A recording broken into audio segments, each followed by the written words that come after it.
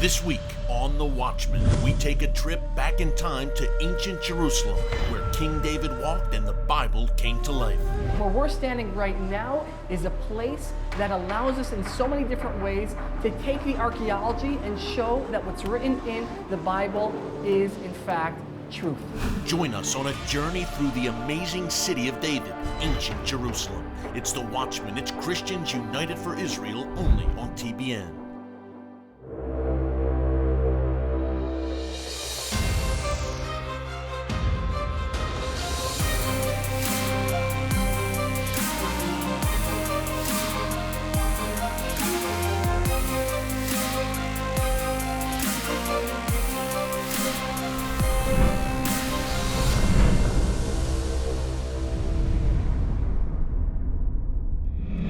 Welcome to The Watchman and welcome to Jerusalem, the one and only holy city. It's the place where God Almighty has written His name. The Bible makes clear throughout that God has chosen Jerusalem as His eternal holy city. It also makes clear that God has chosen Jerusalem as the undivided eternal capital of Israel and the Jewish people. Now, Jerusalem is mentioned hundreds of times throughout the Bible, folks. It is never mentioned in the Quran, not even once.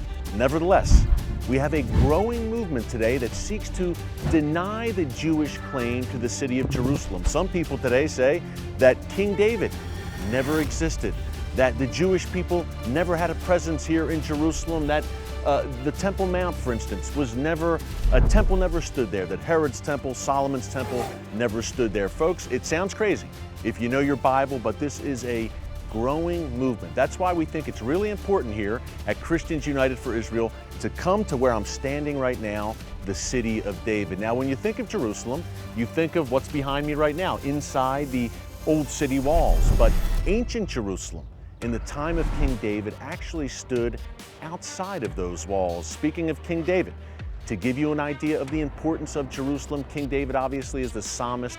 Think of Psalm 137, folks, where it says, "If I forget thee, O Jerusalem, let my right hand forget its cunning, let my tongue cling to the roof of my mouth. If I forget you, O Jerusalem." Well, I can assure you that the Jewish people have not forgotten Jerusalem. God has not forgotten Jerusalem. And the city of David is the place where it all began for Israel 3,000 years ago. For a closer look at ancient Jerusalem, we're joined by Zev Orenstein, Director of International Affairs at the City of David Foundation and a master storyteller who brings the Bible to life. Well, Zev, quite a view here on the overlook at the City of David. Tell us where we are right now and the significance of this place. Sure. Up until 150 years ago, when people thought, where is the ancient biblical city of Jerusalem? The Jerusalem of David, Solomon, Hezekiah, Jeremiah. Scholar and layperson alike would have said, well, of course, it's behind us right here in the old city of Jerusalem. That is biblical Jerusalem. Until the year 1867. 1867, Queen Victoria of England, she wants to discover the treasures of the Bible, the Ark of the Covenant. She says, I'm going to send someone here, an explorer named Captain Charles Warren, here to the Holy Land, to the land of Israel. And if you're going to excavate one place in the Holy Land to find the treasures of the Bible, you're going to come to Jerusalem. And if you're going to excavate one place in Jerusalem, you're going to excavate not where we're standing right now, but what is directly behind us over here, Mount Moriah, the Temple Mount. Charles Warren comes here. 1867, he goes up to the Temple Mount, except in 1867, the Muslims are here, the Ottomans. And they say to Charles Warren, Charles, we're sure you are a swell fellow, but you are not going to dig up the Temple Mount. To this day, there has never been an archaeological excavation on the Temple Mount. He comes up with some other solution. He says, maybe if I can't excavate on the Temple Mount, I will excavate near the Temple Mount. So he comes down the slopes of Mount Moriah, comes down beside us over here to the east, walks through the Kidron Valley. And beneath us, over here in the Kidron Valley, is the ancient Gihon Spring, the life source of Jerusalem, the largest water source in this area. And he sees that the spring is flowing through an ancient man-made tunnel dating back some 2,700 years. Now, he doesn't know it at the time, but this is actually flowing through Hezekiah's water tunnel. Wow. Now, he's walking through this pitch black tunnel, carrying a torch. And as he's carrying this torch, at a certain point, the flame of the torch begins to flicker wildly. What's going on? He looks up, he sees there's a shaft going up into the mountainside. He climbs up this shaft, and he comes out in a network of tunnels and fortifications with antiquities dating back thousands of years. Wow. And he comes up with a crazy theory, inspired by the Bible. He says in the Bible, David says, 2 Samuel chapter 5, whoever wants to capture the Jerusalem needs to capture the water source. And he says, well, the water's over here. The water's not up in what we know today as the Old City. It must be that ancient biblical Jerusalem is not located inside the walls of the Old City, but is in fact located outside the walls of the Old City. Now in 1867, people think Charles Warren is crazy. Yeah. Why? Because when you look at the city of David, 100 plus years ago, there was nothing here. And they said, how could it be that ancient biblical Jerusalem, a place that has significance to Jews, to Christians, to billions of people, is a barren, neglected hillside? And he says, I'm telling you, this is the spot.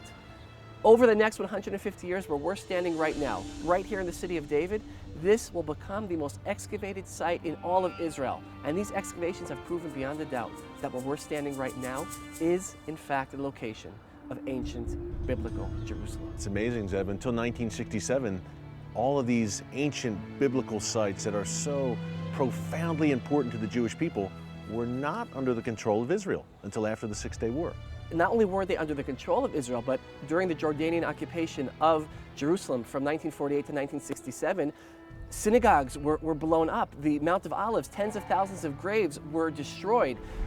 There was no access to the Western Wall. What we see today, not only in ancient times, but even today with the destruction of antiquities on the Temple Mount, with the destruction of antiquities throughout the region, including in Nablus and Shechem, the tomb of Joseph, which has been destroyed, that if the holy places are not under the control of Israel, which guarantees that people of all faiths and backgrounds will have access to them, then they'll be lost.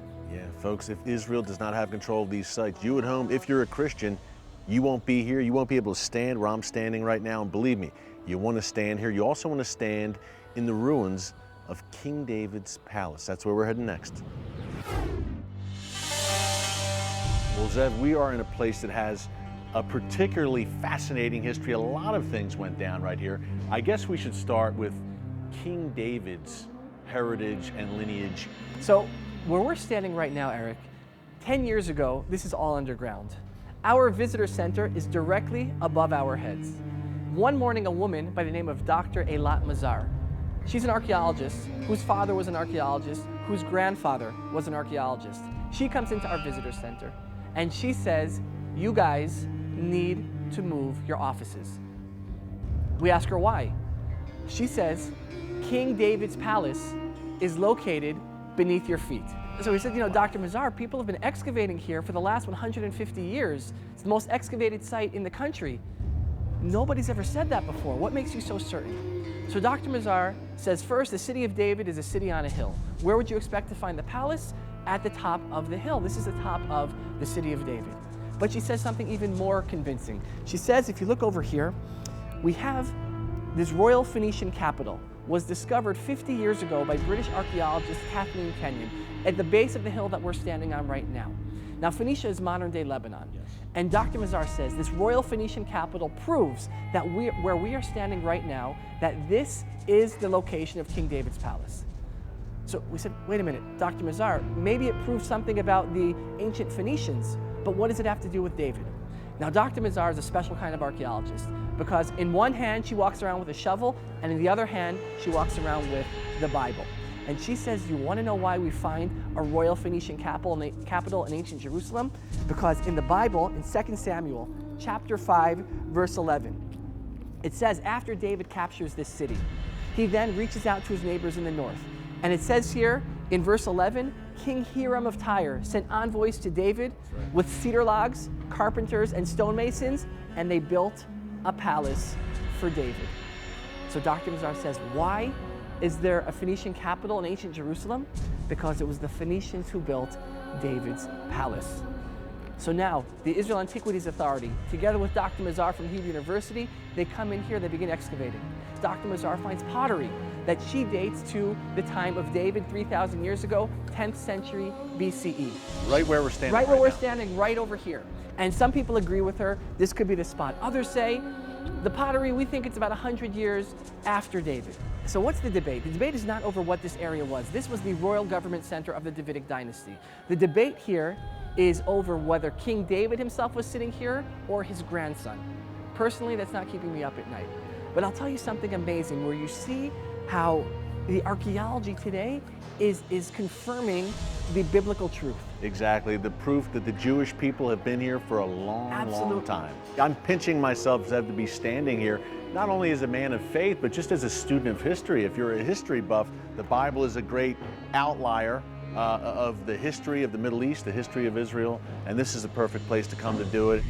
Well, we're here at the City of David, standing in yet another place of great biblical significance, Hezekiah's Tunnel. Zev, give us a little bit of the history of this amazing spot. So behind us, Eric, we could hear the actual water flowing from the Gihon Spring. Thousands of years old, flowing into Hezekiah's Tunnel, dating back 2,700 years. And where we're standing right now is a place that allows us in so many different ways to take the archaeology and show that what's written in the Bible is in fact truth. First, we have the story is in the book of Kings, in the book of Isaiah, when Sennacherib comes in the 7th century BCE to besiege Jerusalem. The Assyrian king. The Assyrian king. He's already exiled the kingdom of Israel. The 10 lost tribes, they're gone. Now Hezekiah knows that the kingdom of Judah is next. And so he says, as it says in the Bible, why should the Assyrians come and find water? And so what does Hezekiah do? He reroutes the water to flow inside the walls of the city so that when the Assyrians come, they will not find the water. He undergoes an engineering project of 4 years to excavate the tunnel that is behind us, 530 meters. Now, it sounds like an amazing story, except in the late 1800s, an Arab boy finds this inscription in the middle of the tunnel. It's known as the Salam Inscription, and it recounts the two teams of diggers, one from each side of the tunnel, at the moment where they met and they celebrated saying, "Oh my God, we actually did it." Without GPS, without radars, they were able to engineer a almost 2,000 foot long tunnel. This is kind of a biblical high five. Absolutely, a little bit, biblical high five. Now, what else? The whole story then, what happens? The Assyrians come, Sennacherib comes, besieges Jerusalem. It was the mightiest army of the time. Isaiah comes to Hezekiah. Hezekiah doesn't know what to do, and Isaiah says to him, "By the way they came, so shall they return. Not a single arrow will fall within the walls of Jerusalem." And then the next morning, everyone wakes up, and the Assyrian army has disappeared. Now, it's almost too good to be true, except that in Iraq was discovered this prism, known as Taylor's Prism, which is the account of Sennacherib himself of when he comes to Jerusalem. And it says that he traps Hezekiah like a bird in a cage, and he leaves him there, and he has to go back to Nineveh to deal with political instability. So you have here Sennacherib confirming the biblical account that they came to Jerusalem, but they left Hezekiah and the Jewish people in Jerusalem. And so amazing that the tunnel is still here and the water is still flowing. Absolutely, still flowing. And to put the cherry on top, the icing on the cake, just 2 months ago, Eric, where we're standing just a few feet from where we are right now, the Dr. Mazar, the archaeologist from the Hebrew University, she discovers this seal. This seal bears the name of a biblical official that you and everyone watching at home right now has for sure heard of. The name on the seal is Hezekiah, son of Ahaz, king of Judah. The Bible is real, and Jerusalem is really the eternal capital of the Jewish people. And Zeb, you're giving us a great history lesson. Much more coming up with Zeb Orenstein from the City of David. This is an amazing place, folks, and there's more. So stick around after the break. It's the Watchman, only on TBN. Don't move. On nearly every border, Israel is surrounded by enemies that seek its destruction. Vicious terror groups like ISIS, Hezbollah, and Hamas are acquiring deadlier and more advanced weapons as Iran moves ever closer to a nuclear bomb. At the UN, the international community shuns Israel. On college campuses, Jewish students are harassed and intimidated. God's chosen people are facing an all-out assault. As a Christian, how will you answer God if you choose to do nothing? It's time for Christians to take a stand. Join CUFI, America's largest pro-Israel organization, where 3 million Christians across the United States are working together to defend Israel in our classrooms, churches, and communities. From college campuses to Capitol Hill, CUFI is making a difference and fighting for Israel. Visit our website, cufi.org, and join the movement for such a time as this.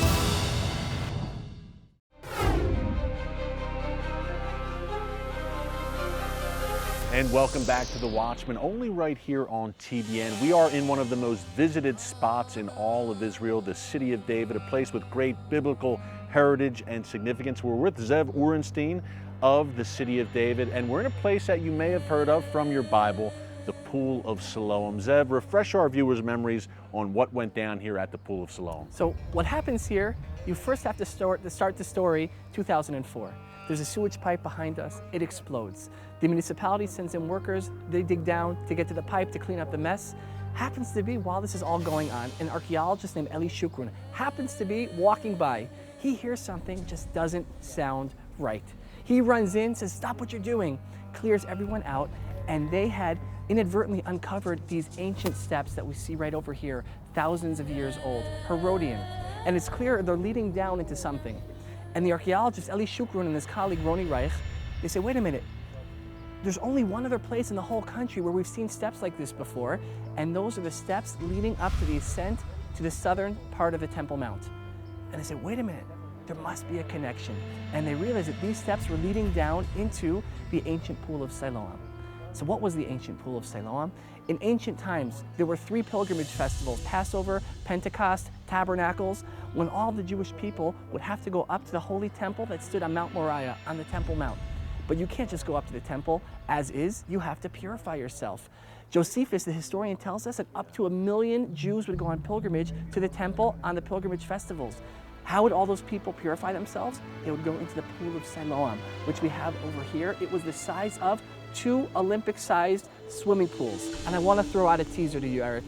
The archaeologist said, wait a minute, if this is the pool, and we know where Mount Moriah is, where the Temple Mount is, how did all of the people get from point A to point B? And so they widen the excavation, and they find something that will blow your mind. We just came from the Pool of Siloam, and the archaeologist said, if that's the Pool of Siloam, where Josephus says that up to 1 million pilgrims would have been immersing themselves to go up on their journey to the temple, they said, well, how'd they get there? So they widened the excavation, and what they found right behind us is the actual pilgrimage road that led from the Pool of Siloam all the way up to Mount Moriah, to the Temple Mount. This is the road, Eric, where our ancestors, Jews and Christians alike, their ancestors, when they would be on their pilgrimage up to the temple, this is the very road that they walked upon, and it's being excavated as we speak. Wow, so they purify themselves in the Pool of Siloam, up this pathway, they're at the Holy of Holies at their temple. That's right. Wow, amazing. Where we're standing right now, this is the ancient 2,000-year-old drainage channel beneath the Second Temple Pilgrimage Road. The pilgrimage road is directly above our heads, and we are walking through the drainage channel below, which is going to lead us someplace very special. Well, coming up, we've taken you to the Pool of Siloam, where worshipers would purify themselves. Then we went up the road of pilgrimage. Now, after the break, we take you someplace very special where it all ends up. You won't want to miss this. Stick around. It's The Watchman. It's Christians United for Israel, only right here on TBN. Don't move. Iran's rulers promised to destroy my country, murder my people. The response from nearly every one of the governments represented here has been absolutely nothing. To see evil and not call it evil is evil. Not to speak is to speak. Not to act is to act. God will not hold us harmless. Join America's largest pro-Israel organization, Christians United for Israel, on July 18th and 19th for our annual Washington Summit. You'll meet with your elected officials and hear from experts and leaders, including Pastor John Hagee, Dr. David Jeremiah, Lieutenant Colonel Oliver North, and yours truly, Erick Stakelbeck. To register for CUFI's Washington Summit, call 1-877-706-2834 or visit cufi.org. Enter the promo code Watchman to attend the summit for a special discounted rate of just $75. And welcome back to the Watchman from the City of David here in Jerusalem. Well, here it is, folks, the big reveal. We took you to the Pool of Siloam. We took you through the road of pilgrimage. Here is where it all ends up. Our good friend Zev Orenstein from the City of David is going to break it down for us. Zev, where are we? Okay, before I tell you where we are right now. You're keeping us in suspense. It's worth it. It's I worth know. the wait. We've been waiting in Jerusalem Yes, it thousands is. of years. Yeah. We'll wait a little bit longer. Two discoveries that were made in the drainage channel where we just walked through. First, a small golden bell belonging to someone very important. The Bible tells us that there was a very special person who had special garments, and at the hem of these garments were golden bells. We're talking about the high priest himself. Small golden bell found just where we walked. And another discovery was on a small stone tablet, the earliest engraving of a menorah ever found, right over here. But now for the big reveal. We have over here, what I am touching right now with my hand is bedrock of Mount Moriah, the Temple Mount itself. So these stones right here, these are the very foundation stones of the Western Wall itself. Stones that have not been seen for 2,000 years, only discovered by archaeologists about 4 years ago. Wow. And we are privileged enough to see them, folks. The foundation stones of the Western Wall above us. Zev, this is amazing. When this discovery came, and remind our viewers, first of all, the significance. So Mount Moriah is the site where the binding of Isaac, the Bible tells us, takes place. It's the spot where David's son Solomon will build the temple. It's destroyed by the Babylonians, rebuilt 70 years later, and ultimately destroyed by the Romans in the year 70. All of this is happening on Mount Moriah, on the Temple Mount. Now the Western Wall is where God dwelled. Absolutely, right? Temple Mount, God's the divine presence. presence was in the Temple Mount. No question. Jesus taught in the temple. And here you have the Western Wall, where for centuries, people, particularly the Jewish people, but people of all faiths, have been coming to the Western Wall to pray at this such holy and significant place. Right over here, and we're touching stones that literally for thousands of years have not been touched, have not been seen. And today you can see between the cracks the prayers of people from all over the world. They come to Jerusalem to pray. Amazing. You know, only 4 years ago, Zev, 2,000 years, these were hidden from the world. We're seeing them now right here on the Watchman. We know about the Western Wall, obviously, up top, but these foundation stones, no one knew about them. And you want to see the history of the Jewish people, you come to the City of David, you get together with Zev Orenstein, and Zev, my Hebrew is not that great, but may I be so bold as to say, Am Yisrael Kai, the people of Israel live. Some final thoughts from the City of David, Mount Moriah, the Western Wall foundation stone. Amazing, folks. Some final thoughts here on The Watchman after the break. Stick around. Centuries-old churches and monasteries burnt to the ground, Christian villages ransacked, women and children enslaved, and believers in Jesus led to their deaths. ISIS has declared an all-out war on Christians. Believers in the Middle East outside of Israel are suffering horrible persecution. Christians united for Israel will not remain silent as Islamic extremists carry out a genocide against our brothers and sisters in Christ. On Capitol Hill, CUFI is working hard to ensure America's allies receive the aid they need to defeat ISIS.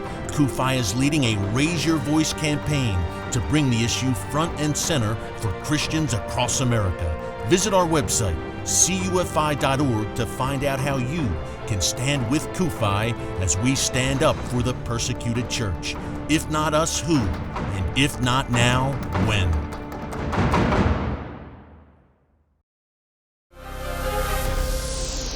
And welcome back to The Watchman, only right here on TBN. Well, folks, what an amazing day we had here in Jerusalem. Is there ever a bad day in Jerusalem? And getting the opportunity to take you through the City of David, an amazing place with a great tour guide, Zev Orenstein. It's a place that I strongly encourage you to visit next time you're in Jerusalem, and you will be coming to Jerusalem. We here at Christians United for Israel strongly encourage you to come to this city and discover your roots, discover the roots of your faith, and look, see for yourself. Go to the city of David, see Hezekiah's seal, Hezekiah's tunnel, see the place where many believe that King David's palace was, see the Pool of Siloam, the remains of the Pool of Siloam, the pathway up to the temple that the Jewish people took thousands of years ago, as the city of David clearly proves. But 2,000 years ago is where I want to wrap up. And the place I'm at right now is the western wall of the second temple, Herod's temple. And behind me, you see those large rocks. These were rocks that were thrown down from the Temple Mount in AD 70 as the Romans destroyed the second temple under the general Titus. Now, the goal of the Romans was to eliminate the Jewish presence from Jerusalem, from the land of Israel forever. And for many years they succeeded. The Jewish people were scattered to the ends of the earth. But guess what? Titus and the Romans ultimately failed because they ultimately vanished from the annals of history. Think about it, folks. The Romans, the Babylonians, the Greeks, the Nazis, the Ottomans, the Tsars, Haman, Pharaoh, all of them have ceased to exist as empires, as nations. But guess who remains against all odds? That's right, the Jewish people and the nation of Israel. And guess where they have returned? To the city of Jerusalem, to the city where God has written his name. It's very clear throughout the Bible, and the city that he has given to the Jewish people as their eternal capital. Folks, I do not believe in coincidences, but I do believe what God says when he says in the Bible that the Jewish people will be scattered, but one day they will return, never to leave this city or this land again. Well, guess what? That day is here. That's why it gives me great pleasure to say, Am Yisrael Kai. The people of Israel live, and they're not going anywhere. What a great thing. Well, thank you for joining us today in the amazing city of Jerusalem. Until next time, God bless you. And remember, never hold your peace.